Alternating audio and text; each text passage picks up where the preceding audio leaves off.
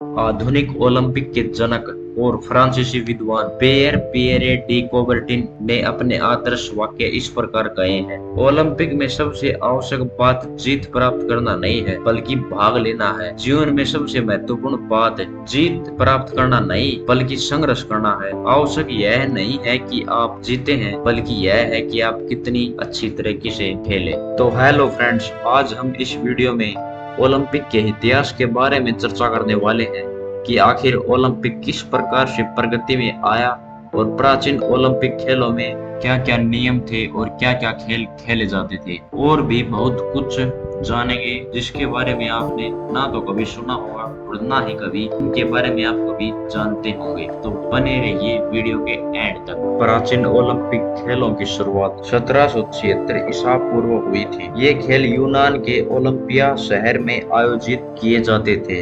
इन खेलों का आयोजन प्रत्येक 4 साल के बाद किया जाता था। ये खेल यूनानियों की देन थे, जो उनकी देवी देवताओं को खासकर जीएस देवता के सम्मान में आयोजित किए जाते थे।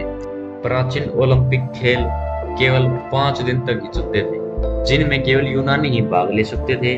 शुरुआत में तो महिलाओं को इन खेलों में ना तो भाग लेने की अनुमति प्रदान थी और ना ही इन खेलों को देखने की अनुमति प्रदान थी, लेकिन बाद में महिलाओं को खेल देखने के लिए अनुमति मिल गई और साथ साथ ओलंपिक खेलों में अपनी हिस्सेदारी निभाने की भी अनुमति मिल गई। अब हम बात करेंगे कि आखिर ओलंपिक खेलों की शुरुआत क्यों की गई थी, यानी कि अब हम चर्चा करेंगे कि ओलंपिक खेलों के उद्देश्य क्या थे। प्राचीन ओलंपिक खेल जिस वर्ष के महीने में आयोजित किए जाते थे, उस समय को यूनानी बहुत ज्यादा पवित्र मानते थे।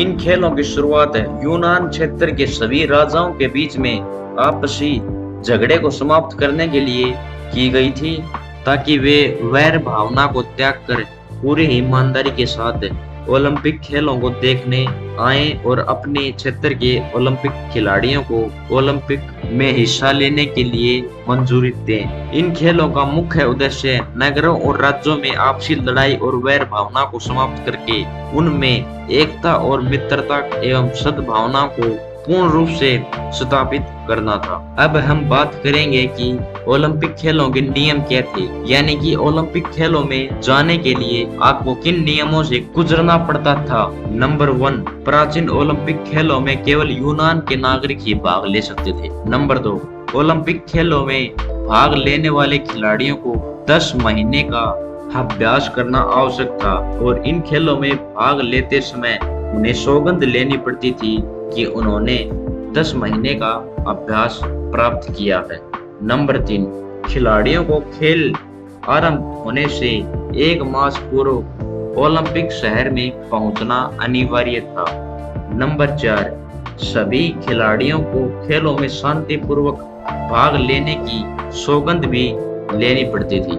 नंबर 5, ये महिलाओं को इन खेलों में भाग लेने की अनुमति प्रदान नहीं थी।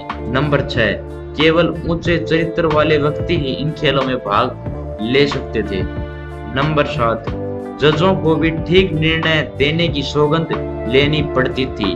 नंबर 8, पहला और अंतिम दिन धार्मिक गीतों और बलियों के लिए होता था। नंबर 9, गुलाम एवं दंडित खिलाड़ी इन खेलों में भाग नहीं ले सकते थे। ये तो हो गई प्राचीन ओलंपिक खेलों में किस प्रकार के नियमों को पार करके आप ओलंपिक खेलों में भाग ले सकते थे। अब हम बात करेंगे कि ओलंपिक खेलों में जीतने वाले खिलाड़ियों को किस प्रकार सम्मानित किया जाता था। प्राचीन ओलंपिक खिलाड़ियों के विजेताओं को बहुत मान सम्मान दिया जाता था। विजेता खिलाड़ियों को जीएस देवता के मंदिर में लगे पवित्र जैतून वृक्ष की टहनियों का मुकुट बनाकर भेंट किया जाता था। लोग विजेताओं को धन दौलत और पैसे व गायें देते थे और कवि उनके नामों से गीत गाते थे। शहर की दीवारों और दरवाजों के उनके स्वागत के लिए सजाए जाते थे। वे देश के हीरे माने जाते थे। प्रत्येक यूनान निवासी की इच्छा होती थी कि वे ओलंपिक में विजेता बने। ये तो हो गई प्राचीन ओलंपिक खेलों की कुछ ऐसी अनोखी बातें जो शायद आप नहीं जानते थे, लेकिन अब हम आधुनिक ओलंपिक खेलों की कुछ ऐसी ही अनोखी चीजों के बारे में चर्चा करेंगे जिसे आप नहीं जानते। तो सबसे पहले आधुनिक ओलंपिक खेलों की शुरुआत 6 अप्रैल 1896 को यूनान के एथेंस शहर में सर्वप्रथम की गई थी। इसके बाद बेरन पियरे डी कोबर्टिन के सुझाव पर सन 1914 में ओलंपिक ध्वज का निर्माण किया गया। ओलंपिक ध्वज को सर्वप्रथम सन 1920 में बेल्जियम के एंटवर्प शहर में आयोजित खेलों में फहराया गया। यह सफेद रंग का होता है। इसमें 5 चक्र परस्पर आपस में जुड़े होते हैं। इन 5 चक्रों का आपस में जुड़ा होना 5 महाद्वीपों की मित्रता एवं सद्भावना का प्रतीक होता है।